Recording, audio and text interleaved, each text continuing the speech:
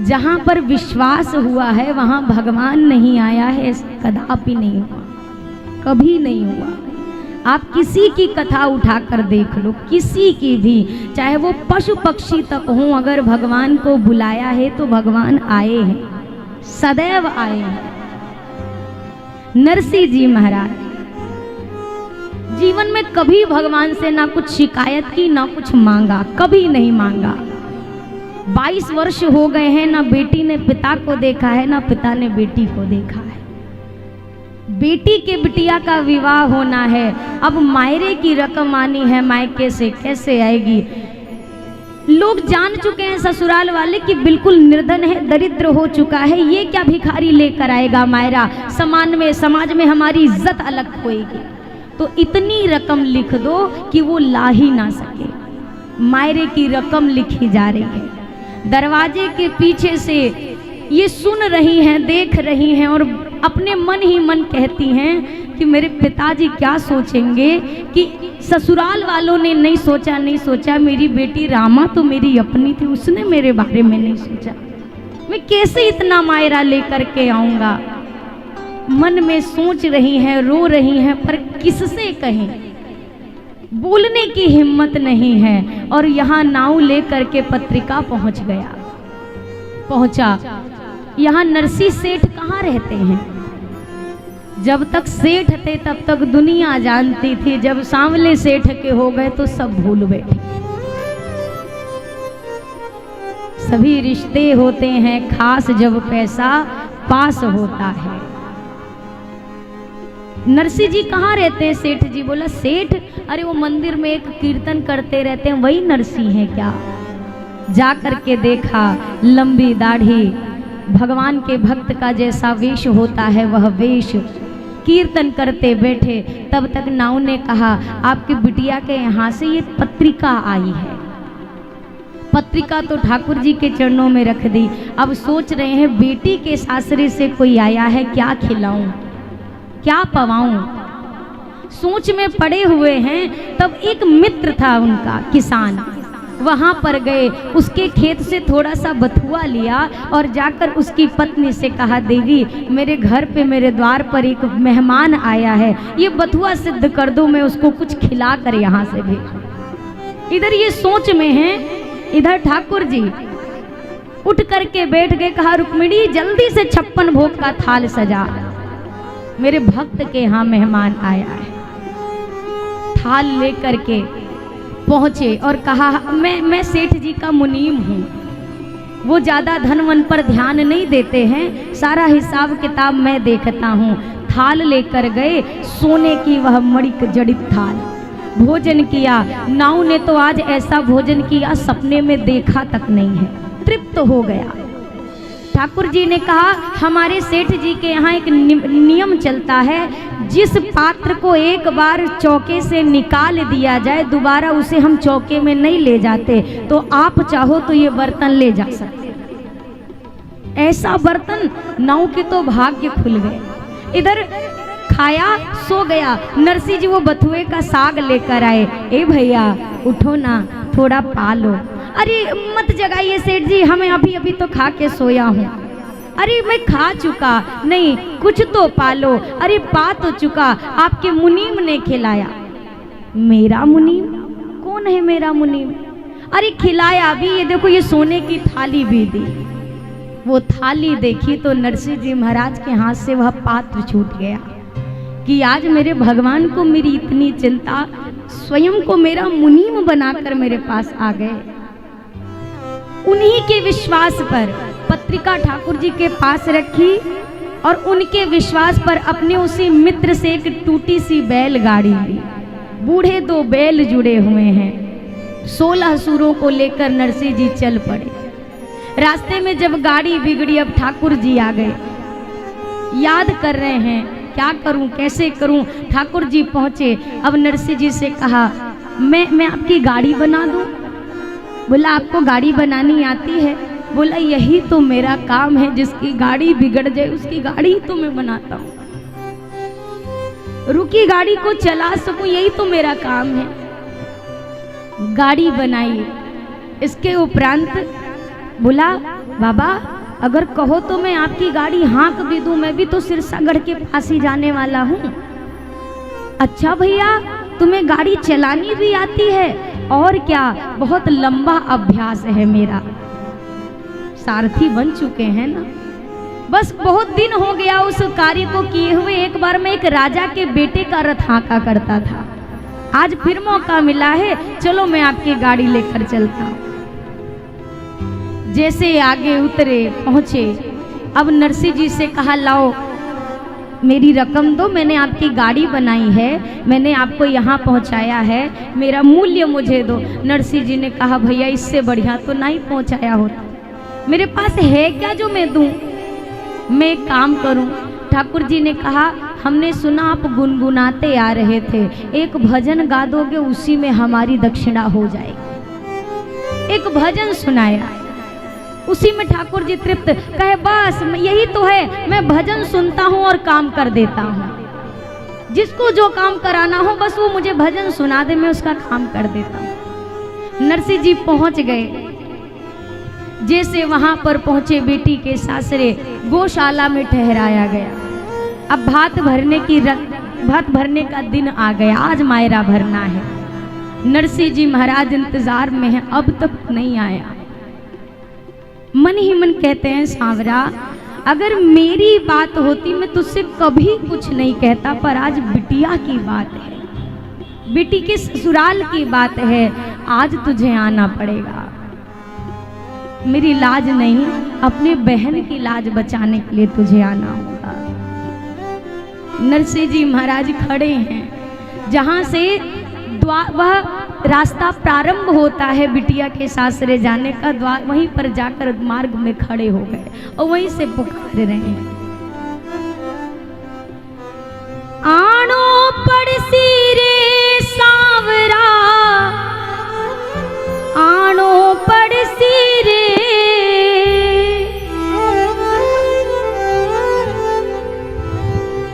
आनो पड़सी रे संवरिया, आनो पड़सी रे, उथारो भगत करे अरदास सांवरा, आनो पड़सी रे, थारो भगत करे अरदास सांवरा, आनो पड़सी रे। आजा आजा रे सांवरिया, बात बना जा रे सांवरिया, हो आजा आजा रे सांवरिया, बात बना जा रे सांवरिया, आजा आजा रे सांवरिया, बात बना जा रे सांवरिया, आजा आजा रे सांवरिया, बात बना जा रे सांवरिया, हर जाना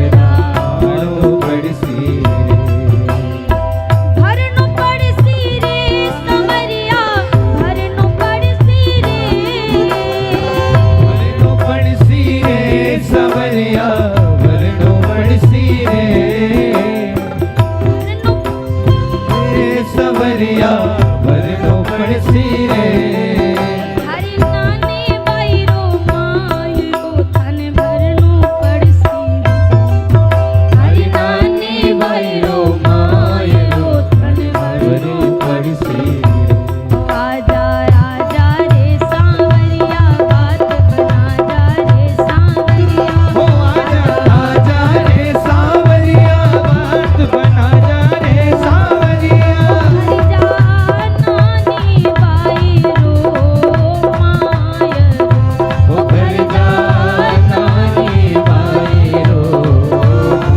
माय रो आजा आजा रे सांवरिया बात बना जा रे सांवरिया हो आजा आजा रे सांवरिया बात बना जा रे सांवरिया ओ भरी जा नानी बाई रो माय रो ओ भरी जा नानी बाई रो माय रो ओ भरी जा नानी बाई रो माय रो ओ भरी जा नानी by rho my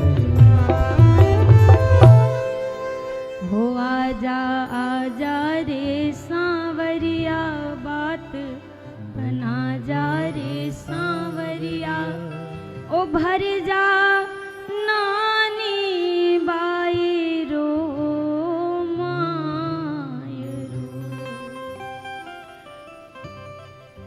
Thakur ji पहुंचे, नरसिंह जी मुख फेर के खड़े हो गए।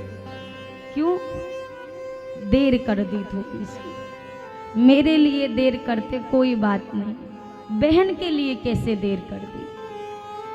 अब नरसिंह जी यहाँ हैं, सामने ठाकुर जी हाथ जोड़े खड़े, क्षमा कर दो, इस बार देरी हुई, अगली बार कभी नहीं हो।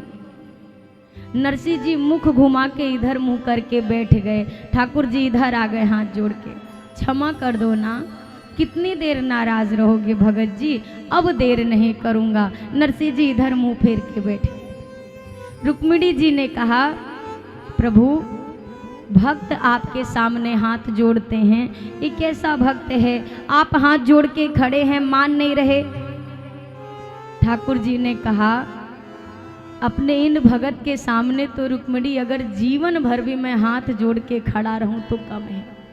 सारी दुनिया ना मुझे चोर कहती थी, पर मेरे नरसिंह ने मुझे सांवलिया सेठ बनाया है। चोर से सेठ बनाने का मेरे भक्त ने यह कार्य किया है। जा करके जो मायरे की रकम भरी है, केवल एक नहीं, अगर 9 दिन में एक एक कथा सुनाऊं तो ये 3-3 घंटे प्रभु की कृपा की एक एक कथा के लिए भी कम पड़ेंगे।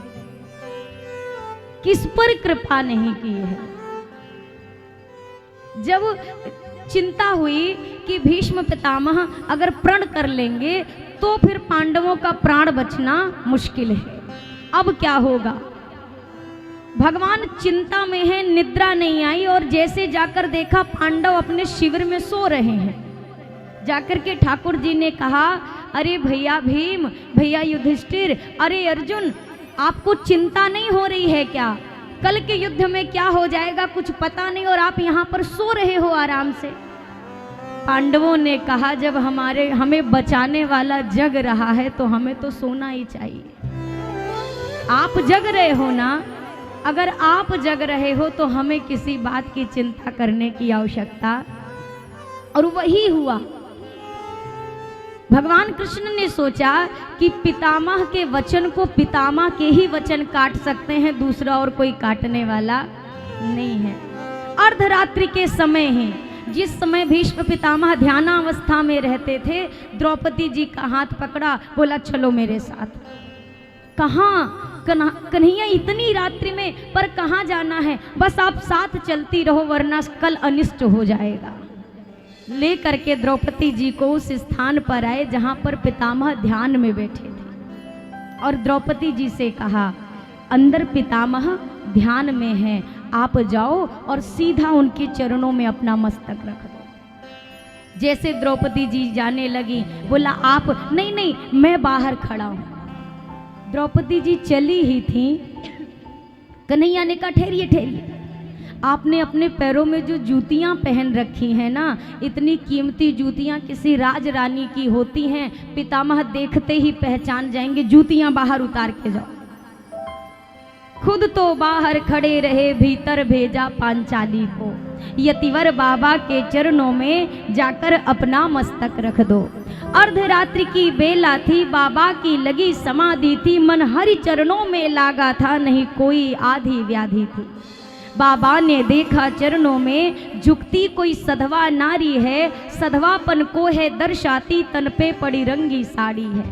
आशीर्वाद मुख से निकला, सौभाग्यवती तू रह बेटी, मेहंदी का सुरंग ये हाथों से तेरे ना कभी छूटे बेटी। मैं वर देता हूँ हे पुत्री, सिंदूर से मांग ना खाली हो, सौभाग्य तुम्हारा अटल रहे, तू पुत्र कुमारों वाली हो।